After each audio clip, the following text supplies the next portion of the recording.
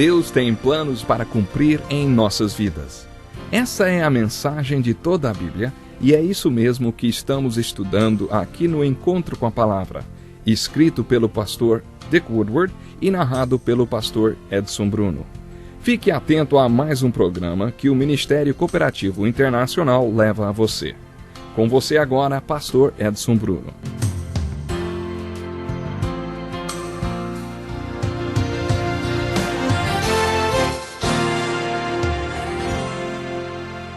Bom contar com a sua participação em mais um estudo de João, versículo por versículo. Acomode-se, pegue sua Bíblia e abra no capítulo 12. Acompanhe a leitura a partir do primeiro versículo desse capítulo, o capítulo 12 de João. Diz assim: 6 dias antes da Páscoa, Jesus chegou a Betânia, onde vivia Lázaro, a quem ressuscitara dos mortos.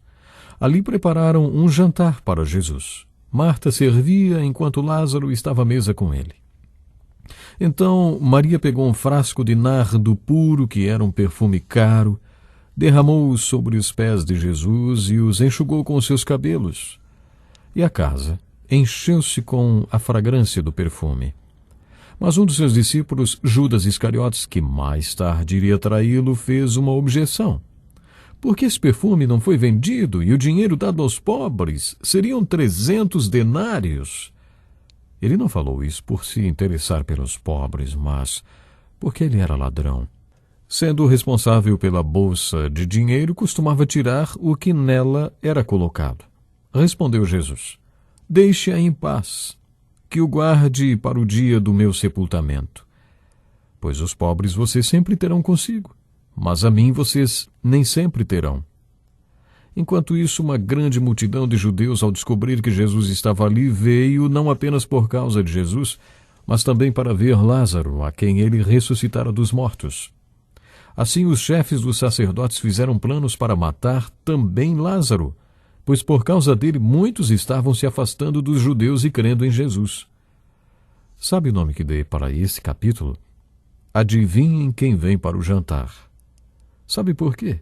Porque nesse capítulo lemos sobre mais uma cena de jantar envolvendo Marta e Maria. E como era de se esperar, o texto relata que Marta servia. Típico da Marta. Talvez fosse isso mesmo que ela tivesse que fazer. O texto também cita Maria, que estava sempre aos pés de Jesus ouvindo a palavra, aceitando sua vontade, e aqui ela está aos pés de Jesus em um maravilhoso ato de adoração. Naquela época, durante as refeições, eles costumavam se reclinar em poltronas e o convidado especial se sentava à direita do anfitrião. Acho que este foi um jantar e tanto, sabe? Em muitas culturas hoje, uma refeição pode durar até 3 horas. Acho que é muito tempo. As refeições naquela época eram assim, duravam horas. Era um momento de confraternização, um momento festivo. A maneira como eles faziam as refeições serve de exemplo para nós. Atualmente, tanta gente sofre de úlcera e tantos outros males resultantes da maneira como se alimenta. Aliás, todo mundo está sempre se alimentando na correria, não é? Congestionando o nosso sistema digestivo. Temos muito que aprender com a maneira como eles comiam antigamente. Mas, voltando ao jantar de Jesus, a maneira como eles se sentavam deixavam os pés deles expostos. E era costume lavar os pés dos convidados quando estes chegavam à casa. E exatamente nesse ponto a atitude de Maria foi muito bonita. Ela derramou sobre os pés de Jesus um perfume muito caro, cujo valor correspondia ao salário de 1 ano de trabalho de uma pessoa. A Bíblia conta que ela limpou os pés de Jesus com seus cabelos. E é claro que Judas tinha que fazer uma objeção interesseira. João comentou a atitude de Judas. Não foi por causa dos pobres que ele se opôs à atitude de Maria. João, com sutileza, disse que ele era um ladrão. Gosto do jeito como João escreve. Na sua primeira epístola, João diz que se dizemos que mantemos comunhão com ele e andamos na escuridão, somos mentirosos. Ele era muito franco, o tipo de pessoa pão, pão, queijo, queijo. Falava o que tinha que falar. E por isso fez esse comentário a respeito de Judas. Judas era um ladrão e estava sempre com a mão na sacola de dinheiro. Esta era a verdadeira razão da sua objeção à atitude de Maria. E pela segunda vez Jesus defendeu Maria. Você se lembra que no final do capítulo 10 de Lucas, Marta veio como um rojão reclamar com Jesus, você lembra? Senhor, não te importa que minha irmã tenha me deixado sozinha com o meu serviço? Diz-lhe que me ajude. E Jesus respondeu, Marta, Marta, você está preocupada e inquieta com muitas coisas. Todavia apenas uma é necessária. Maria escolheu a boa parte e esta não lhe será tirada. Outra tradução diz o seguinte, poucas coisas são realmente importantes, mas Maria escolheu aquela que jamais lhe será tirada. Jesus defendeu Maria diante de Marta. Vimos mais uma vez Jesus defendendo Maria.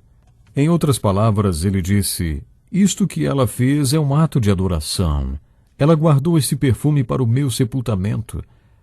Naquele tempo, como vimos no caso de Lázaro, eles enrolavam o morto com um tipo de bandagem, como enrolavam as múmias, e usavam aromas e especiarias finas entre as bandagens para controlar o odor. O comentário de Jesus foi o seguinte, os pobres vocês sempre terão consigo, mas a mim vocês nem sempre terão. Observamos aqui no livro de João um argumento sutil sobre a deidade de Jesus. Ele aceitou esse tipo de adoração. Ele foi adorado e aceitou.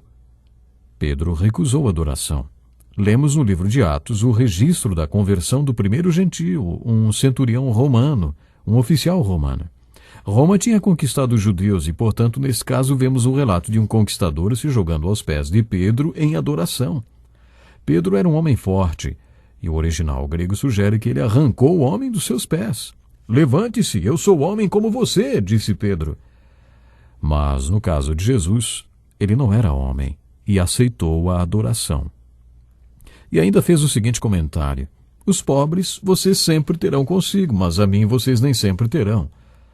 Algumas pessoas argumentam que com estas palavras, Jesus estava dizendo que devemos ajudar os pobres. Não foi isso que Jesus quis dizer. Ele não estava falando que devemos ajudar os pobres. Ele estava apenas dizendo que sempre teremos a oportunidade de ajudar os pobres. Para Jesus era importante ajudar os pobres.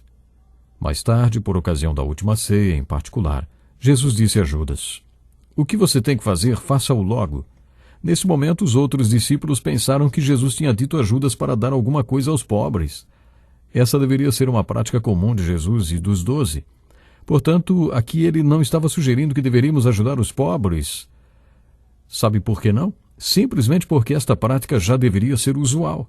Jesus estava dizendo que eles não o teriam para sempre e por isso aquele ato de adoração era aceitável. No Evangelho de Mateus foram acrescentadas estas palavras de Jesus. Eu lhes asseguro que em qualquer lugar do mundo inteiro onde este Evangelho for anunciado, também o que ela fez será contado em sua memória. O texto relata que havia grande multidão presente, não apenas por causa de Jesus, mas também para ver Lázaro, que tinha ressuscitado dos mortos. O chefe dos sacerdotes, que estava fazendo planos para matar Jesus, começou a planejar também a morte de Lázaro, porque por causa do que lhe tinha acontecido, muitos judeus estavam se voltando para Jesus e crendo nele.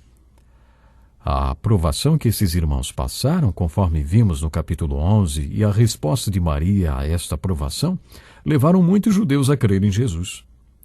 Os judeus que foram visitar Maria creram quando viram a reação dela. Mas, aqui nesses versículos que lemos hoje, temos a informação de que muitos creram também por causa de Lázaro. Também encontramos a resposta para a pergunta, o que é fé? Quando você crê em Jesus e vive nele de modo que nunca morra, acontece uma ressurreição nesta vida aqui na terra. Paulo nos diz em 2 Coríntios capítulo 5, portanto, se alguém está em Cristo, é nova criação. Olhe para ele. As coisas antigas já passaram, eis que surgiram coisas novas. Tudo isso provém de Deus. Isto é uma metamorfose. Isto é uma ressurreição. Você já passou por isso?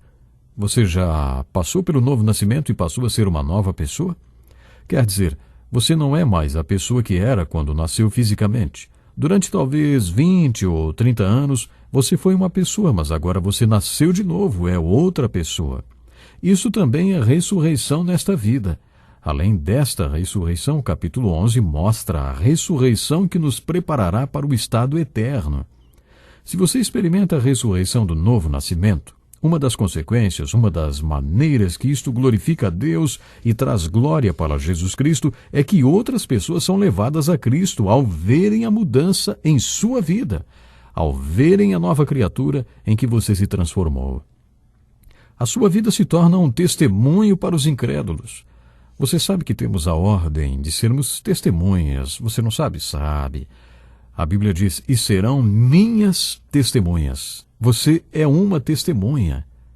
Como já mencionamos, em um tribunal, durante um julgamento, uma testemunha chamada para dar depoimento não pode chegar a dizer, eu não vou falar nada, minha vida fala por si. Isso não é dar testemunho. Testemunho é o que sua vida mostra, mas também é testemunhar verbalmente o que você experimentou. Contar a sua experiência. Partilhar a sua experiência, isso é ser testemunha. Outras pessoas são levadas a Cristo porque você nasceu de novo e se tornou uma nova criatura por causa do que Cristo tem feito na sua vida. E isto é muito bonito. Foi o que aconteceu com Maria e com Lázaro. Vamos continuar o capítulo 12 e enfocar os últimos acontecimentos do ministério público de Jesus. No dia seguinte, versículo 12, a grande multidão que tinha vindo para a festa ouviu falar que Jesus estava chegando a Jerusalém. Pegaram ramos de palmeiras e saíram ao seu encontro, gritando, Hosana, bendito é o que vem em nome do Senhor, bendito é o Rei de Israel. Jesus conseguiu um jumentinho e montou nele, como está escrito, não tenha medo, ó cidade de Sião, eis que o seu rei vem montado num jumentinho. A princípio, seus discípulos não entenderam isso.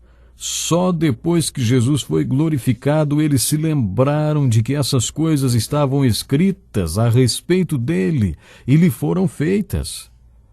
A multidão que estava com ele, quando mandara Lázaro sair do sepulcro e o ressuscitara dos mortos, continuou a espalhar o fato. Muitas pessoas, por terem ouvido falar que ele realizara tal sinal miraculoso, foram ao seu encontro. E assim os fariseus disseram uns aos outros, não conseguimos nada. Olhem como o mundo todo vai atrás dele. Esse texto relata o famoso Domingo de Palmas. No capítulo 21 de Mateus, outro capítulo muito importante da Palavra de Deus, encontramos a narração completa desse dia. Nós vamos continuar no próximo programa e eu convido você para estar conosco. E tenha Jesus, esse mesmo Jesus, que demonstrou tanto amor, tanto poder. Tenha Jesus como seu amigo, como seu mestre. Deus abençoe você. Até o próximo programa.